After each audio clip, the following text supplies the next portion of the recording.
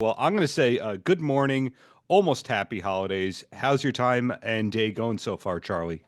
Uh, it's going good. I just woke up. Sure. Are you based and dialing in from Massachusetts? I'm right on the borderline of Connecticut and Mass. Yeah. Connecticut, Mountain Mass. West. There you go. And are you a lifer of the Northeast?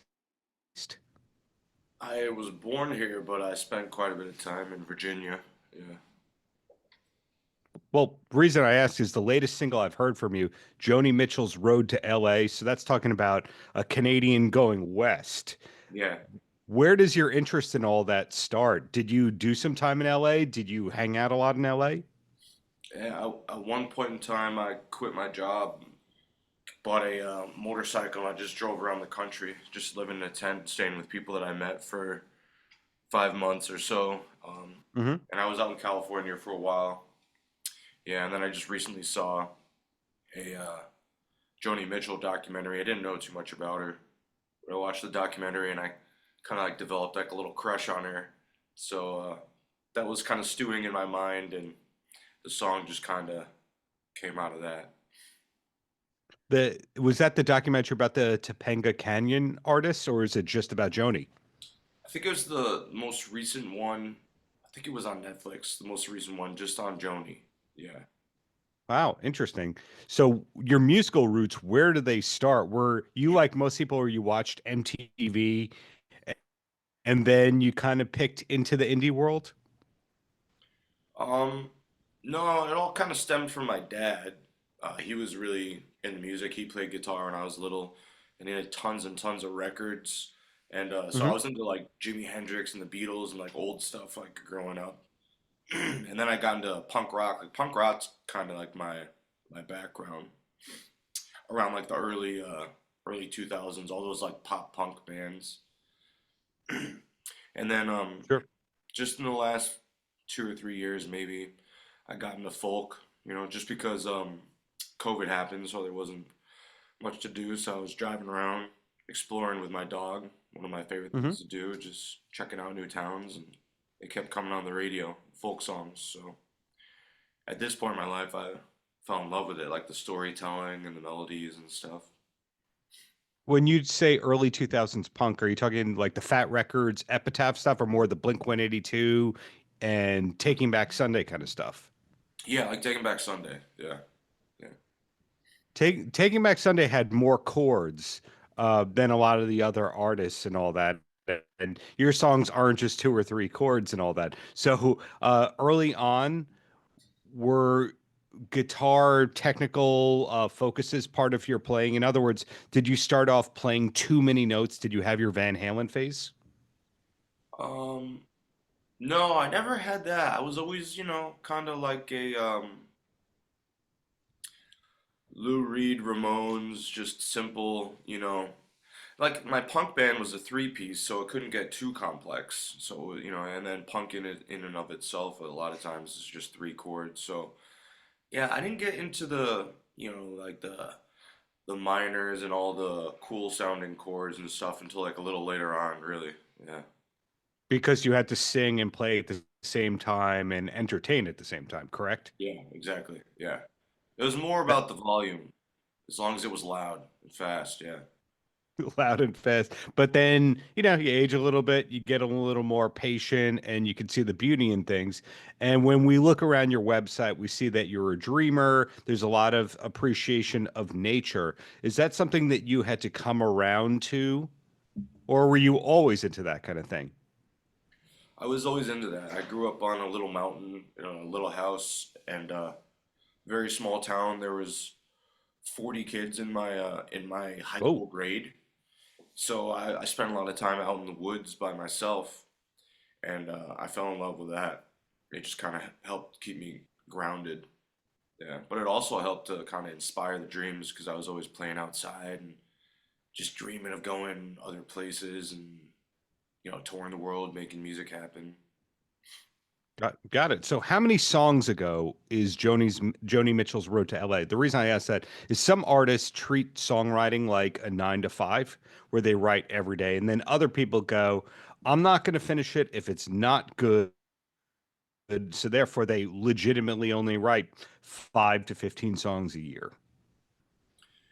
Um, my output for songs has been pretty good, pretty substantial.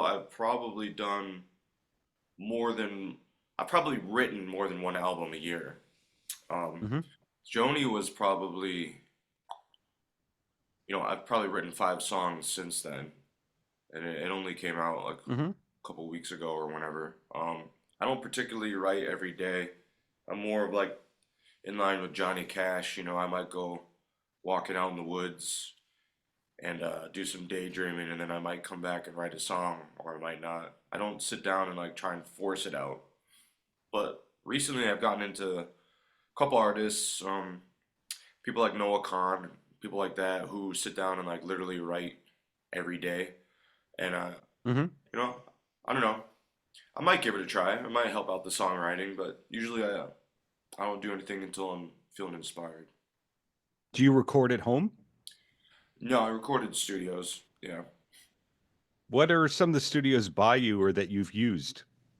I mostly use On Deck, which is Hmm. On Deck Studios is a cool little place in I think it's Northfield, Connecticut. It's kind of out in the woods. It's like a little cabin. Um, I mostly play in studios in Connecticut, but there's one or two in New York City. Oh. Least of all recording, I went there and I did some vinyl, which was really cool. They have like an old 1940s vinyl machine that does it like right on the spot. And Hmm. then there's one place in Vermont. I can't think of the name of it. Guilford, something with a G. I want to check out that studio. Yeah. So sounds like you just decide, hey, I write this and I'm going to record at this place. I said because a lot of artists just have their one studio and that's it. Whereas you just mentioned a place in New York, Vermont, Connecticut, and then you're also kind of a Massachusetts person on top of that. Yeah, yeah. I'm more along the lines of like David Bowie, where like I mean, he lived in Germany, made an album in Germany. Then he moved to, he lived in LA before that. He made an album in LA. So I kind of like that. Like you pick up the vibe of where you're living, and it kind of reflects in the music. Actually, I'll be going to Nashville Oh. um, to record where the Dean Miller reached out online. Didn't know who he was, but I guess he's Roger Miller's son, guy that wrote King of the Road. Hmm. So yeah, I just kind of like record all over the place. Yeah. So are there touring plans behind this or in the immediate future? Yeah. March coming up, third week of March, I have a Colorado Rocky Mountain tour scheduled.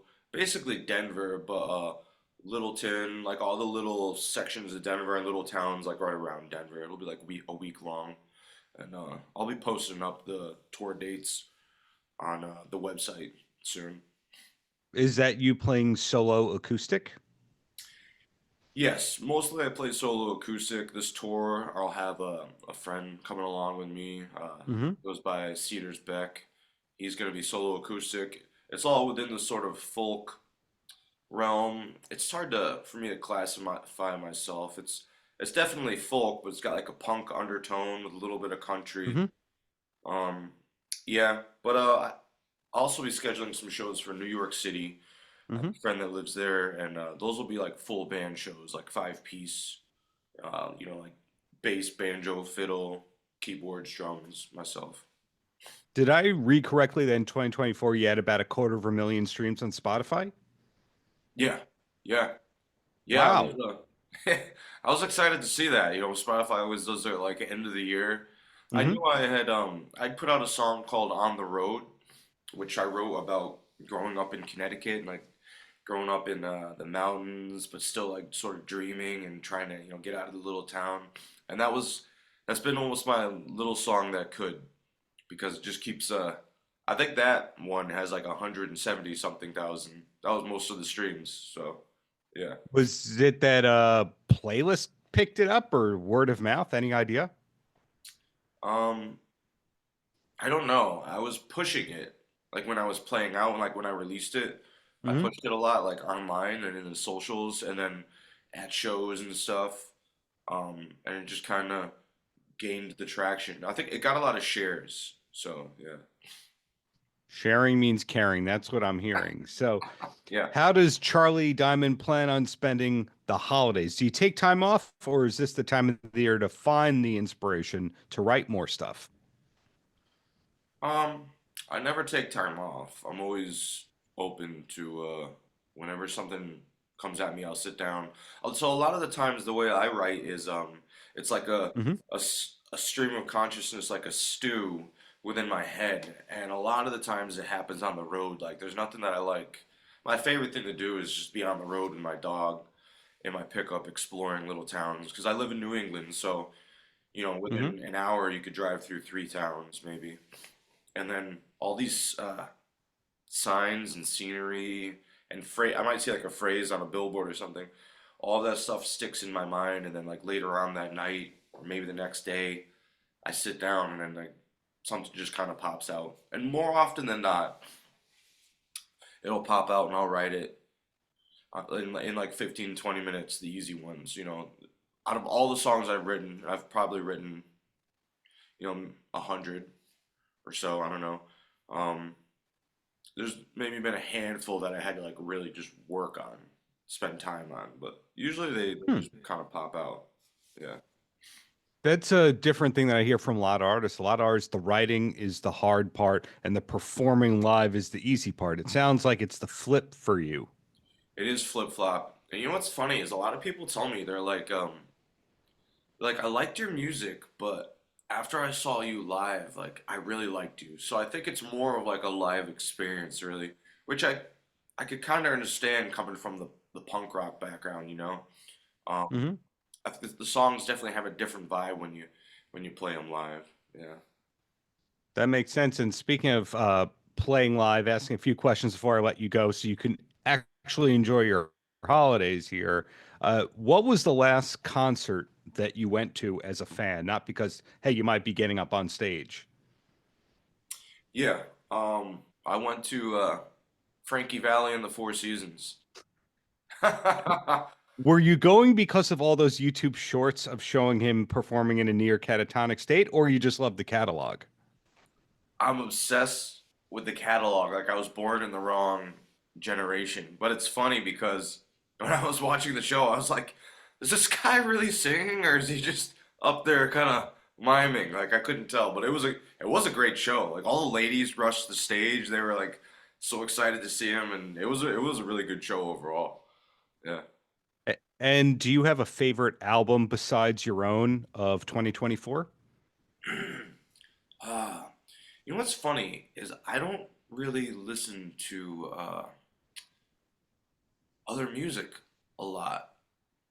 I don't go searching for it, and the only way it really finds me is if I'm having a conversation with someone like you and I are now, and maybe they suggest something for me to listen to. So that's how music funnels to me. And when I'm driving around, I tend to listen to older stuff or things that hadn't come out this year.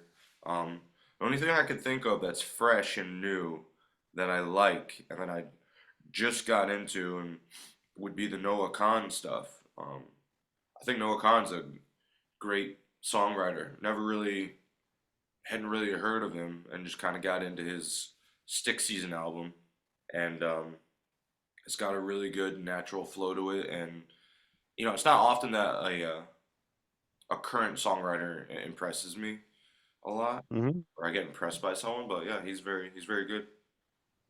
The last question I have for you, we hear about your dog within the biomaterials, we hear about your dog within the interview. What's the dog's name and what kind of dog is it? My dog's name is Jupiter. Hmm. I just call him Joopy, but he's a 180 pound English Mastiff. Yeah, so he goes almost, I would say practically everywhere with me. Yeah. So if they come to see you live, Jupiter is somewhere nearby. That's a guarantee. Yeah, yeah, he's my manager, my security, my roadie. Yeah. Is Jupiter on any of the planned merchandise that you'll be making in 2025? Um, it wasn't planned, but now that you bring it up, it's actually a really good idea.